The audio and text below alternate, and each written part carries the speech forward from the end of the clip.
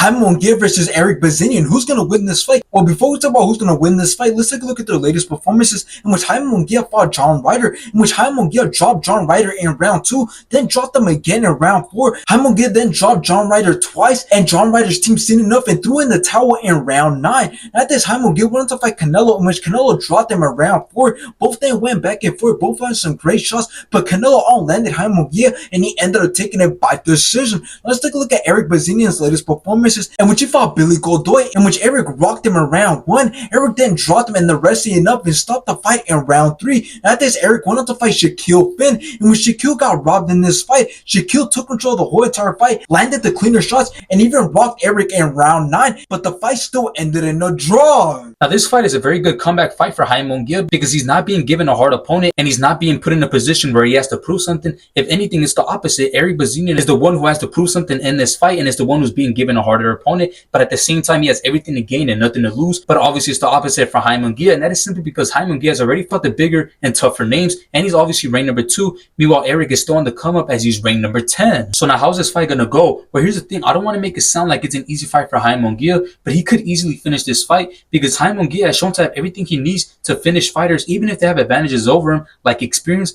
because Jaime Munguia has shown to have the crazy speed and power, and most importantly, the heart and the grit to keep on going. Because we've seen in the Sergey fight, he got rocked, but he still continued to dominate the whole fight, and obviously he won the fight. And the same thing happened with Canelo. He got dropped, but he still went all rounds with Canelo, even though it was obvious that Jaime Munguia was levels below Canelo. So in the end, I do got Jaime Munguia winning this fight, simply because he should win this fight, because the experience that he possesses and everything else he possesses, he can easily get a crazy knockout and finish Erik Bazinyan early in the fight.